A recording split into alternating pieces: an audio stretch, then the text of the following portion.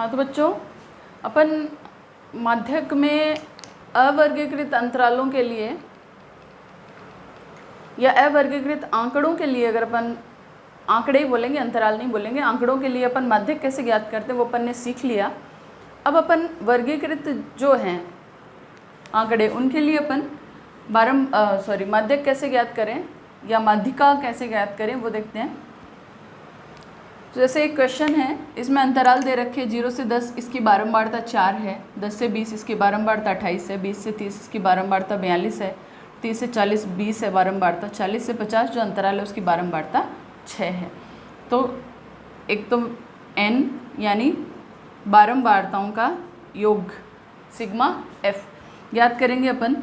तो ये पहले अपन CF ज्ञात कर लेते हैं। CF मैंने बताया था पिछले वीडियो में, इसको एज इट इज़ लिख देंगे, फिर इस दूसरे पद में और CF का पहला पद जोड़ के CF का दूसरा पद ज्ञात कर लेंगे, जो कि आएगा 32। 32 को फिर 42 में जोड़ेंगे तो 74, 74 को 20 में जोड़ेंगे तो 94, और 94 में 6 जोड़ेंगे तो 100। और इसी तरह से इनको अगर अपन जोड़ते हैं तो बारंबारताओं का योग कितना आएगा 100। तो ये जो CF का अंतिम पद है और जो बारंबारताओं का योग है वो क्या हो जाएगा, बराबर। यानी अपना आंसर,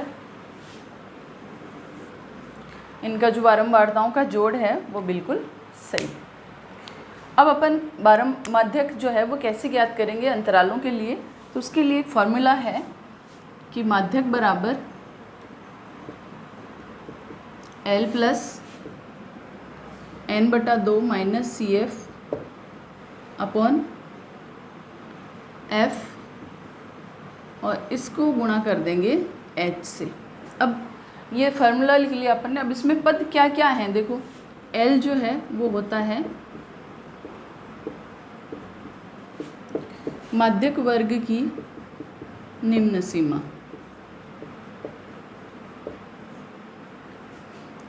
n अपने को पता ही है बारंबारताओं का योग।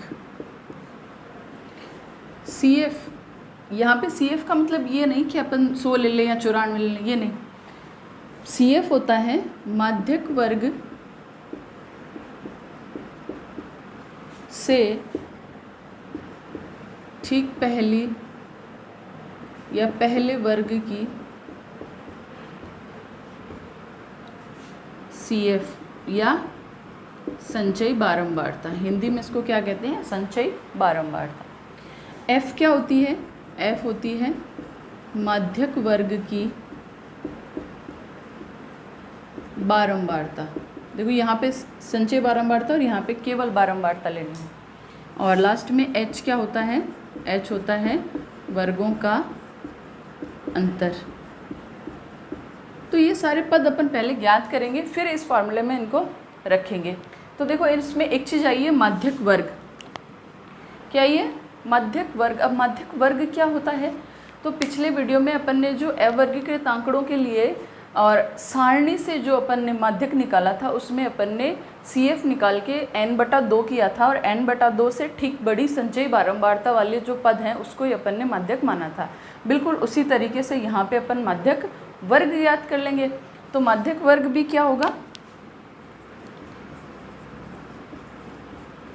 माध्यक वर्ग क्या होगा, n/2 से ठीक बड़ी संचयी बारंबारता वाला वर्ग। यहाँ पे वर्ग है तो वर्ग हो जाएगा, वहाँ पे पद था तो पद हो गया। तो वहाँ पे पद आते ही आंसर आ गया था। यहाँ पे आंसर इस फॉर्मूले को अपन जब सॉल्व करेंगे तब आएगा। तो माध्यक वर्ग के लिए अपन को पहले n/2 निकालना पड़ेगा। n/2 कितना आ गया, 50। अब आपने को देखना पड़ेगा कि 50 से जस्ट बड़ी या उससे जस्ट ठीक बड़ी जो CF है वो कौन सी है। तो देखिए 4 नहीं है, 32 भी नहीं है, 74 है। 50 से बड़ी संख्या तो खूब सारी हैं, 51 भी है, 52 भी है, 53 भी है, पर अपने पास में तो नहीं है ना। अपने पास में क्या है, 74 ही है। तो अपने को माध्यक वर्ग मिल गया। कौन सा मिला, n/2 से ठीक बड़ी संचयी बारंबारता वाला वर्ग। तो इसको अपन ब्रैकेट में बंद कर लेते हैं। तो ये मिल गया अपने को माध्यक वर्ग। तो माध्यक वर्ग क्या आ गया, माध्यक वर्ग आ गया 20 से 30। अब अपने को एक हिंट मिल गया कि अपना जो आंसर है वो 20 और 30 के बीच में आएगा, कुछ भी आए जी, आंसर जो है वो 20 और 30 के बीच में ही आएगा। अगर इनके अलावा अपने पास आंसर आता है तो अपना आंसर वो है गलत। तो अब अपन कैलकुलेशन शुरू करते हैं।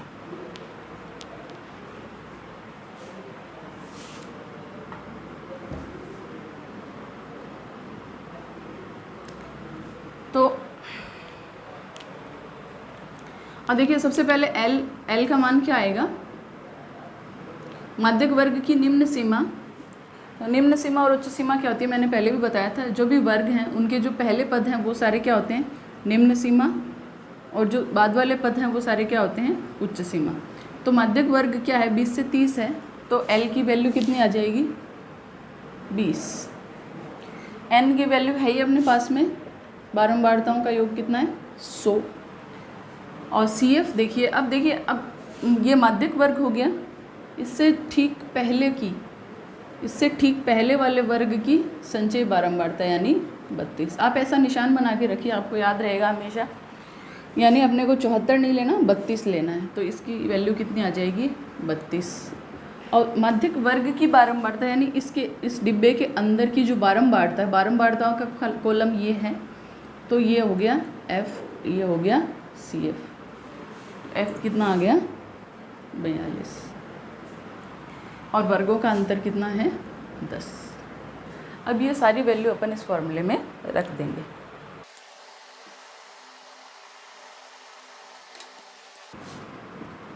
देखो L कितना है, 20, N/2 की वैल्यू 50, और CF की वैल्यू कितनी आई थी, 32, F कितना है, 42, और H कितना है, 10। 20 को अभी नहीं चढ़ना है, 20 को अलग रहने दो, पहले ब्रैकेट सॉल्व करते हैं। 50 में से 32 गया, कितना आ गया, 18/42 गुणा 10, 20 प्लस 180/42, 20 प्लस, अब अपने को 180 और 42 को डिवाइड करना है, जो कि कितना आएगा, लगभग 4.2। 180/42 की वैल्यू लगभग कितनी आएगी, 4.2। तो इसका आंसर कितना आ जाएगा, 24.2। ये अपना क्या आ गया, माध्यक या माध्यिका। पास में इसका आंसर आ गया। अब बच्चों अपन करेंगे इसका लास्ट टॉपिक इस एक्सरसाइज का, वो है बहुलक। बहुलक वो पद होगा जिसकी बारंबारता सबसे ज़्यादा है। यानी अगर अपन आंकड़ों, अवर्गीकृत आंकड़ों में या नॉर्मल आंकड़ों में बात करें, जैसे अपने पास में कुछ आंकड़े हैं,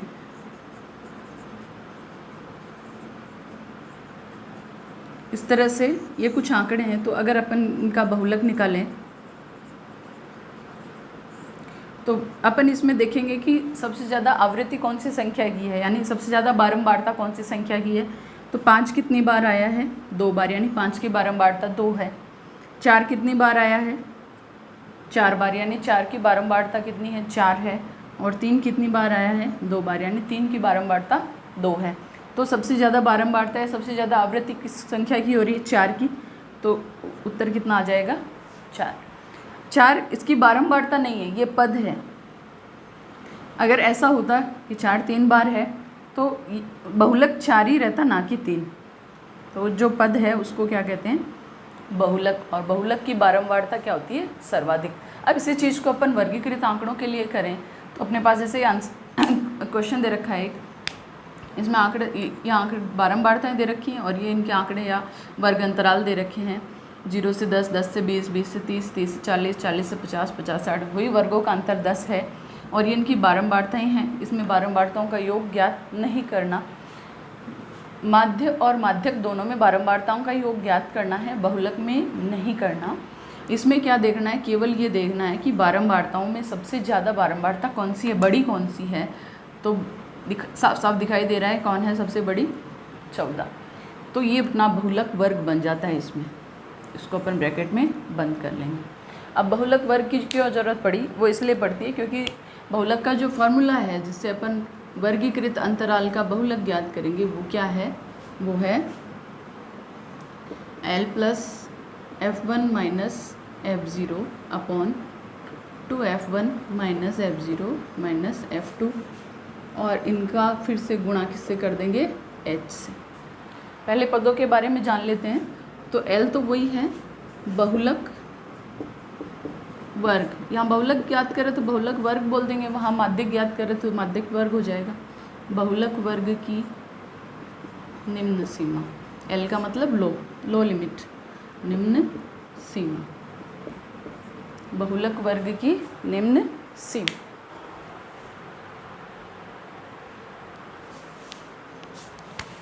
फिर F1 है, तो F1 क्या है, अब देखिए ये इसमें केवल F ही है, बारंबारता को क्या कहते हैं, F। तो जो बहुलक वर्ग है उसको कहते हैं F1, उससे ऊपर वाली या पहले वाली जो बारंबारता है उसको कहते हैं F0, और उसके बाद वाली या नीचे वाली जो बारंबारता है उसको कहते हैं F2। तो F0 कितना है 12, F1 कितना है 14, F2 कितना है 10। साथ साथ में इनकी वैल्यू भी लिख लेते हैं। L की वैल्यू कितनी है 20, क्योंकि बहुलक वर्ग कितना है 20 से 30, क्योंकि इसकी बारंबारता सबसे ज़्यादा है। F1 क्या है, F1 है बहुलक वर्ग की बारंबारता, और F0 क्या है बहुलक वर्ग से पहले वाले वर्ग की बारंबारता, और F2 क्या है बहुलक वर्ग के बाद के वर्ग की बारंबारता, और फिर लास्ट में H वही वर्गों का अंतर।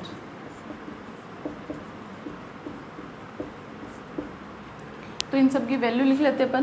बहुलक वर्ग की निम्न सीमा कितनी है 20, बहुलक वर्ग की बारंबारता कितनी है 14, और उससे पहले वाले की जस्ट पहले वाले की लेनी है। पहले तो खूब सारे होंगे पर उससे जस्ट पहले कौन सा आ रहा है तो कितनी हो जाएगी 12, और उसके जस्ट बाद में कौन सा आ रहा है उसकी बारंबारता हो जाएगी 10, जो कि किसका मान है F2 का, और वर्गों का अंतर कितना है 10। तो ये अपन ने सारी की सारी वैल्यू है वो ज्ञात कर ली। आपको भी ये ज्ञात करना है, सूत्र है वो अच्छे से याद हो जाएगा अगर आपको टर्म याद है कि कौन सी टर्म किस लिए प्रयुक्त हो रही है। अब अपन फॉर्मूले में सारी वैल्यू लिखें तो बहुलक बराबर L की वैल्यू कितनी आ गई 20 प्लस F1 कितना है 14, F0 कितना है 12, बट्टे में देखिए 2F1 है यानी 2 गुणा F1 का मान कितना आ गया 14, F0 कितना है 12, और F2 कितना है 10। सारी वैल्यू लिख लेनी है पहले, और H की वैल्यू कितनी आ गई 10। वही 20 को तो अभी छेड़ना ही नहीं है अपने को, छोड़ो इसको। 14 में से 12 गया, ये आ गया 2, फिर 2 को 14 से गुणा करेंगे तो ये आ गया 28, दोनों माइनस की टर्म है तो ये आ गया माइनस का 22 गुणा 10, ये 20 इधर रह जाएगा, 2 10 से गुणा हो गया कितना हो गया 20, बट्टे 28 में से 22 गया, ये आ गया 6। तो ये वैल्यू 20 तो ऐसी कैसी रहेगी, 20 में अपन 6 का भाग देंगे तो लगभग 3.2 आ जाएगा, और इसका आंसर कितना आ जाएगा लगभग 23.2। ये क्या हो गया बहुलक। तो इस तरह से अपन इनका आंसर देख सकते हैं। इसमें भी हिंट मिल ही जाता है अपने को कि बहुलक वर्ग है, 20 से 30 के बीच में आंसर आएगा, तो 20 से 30 के बीच में अपना आंसर आ गया। तो इस एक्सरसाइज में आपको कोई भी प्रॉब्लम हो तो कमेंट के थ्रू या मैसेज के थ्रू बता दीजिए, ये एक्सरसाइज अपन कंप्लीट कर लेंगे।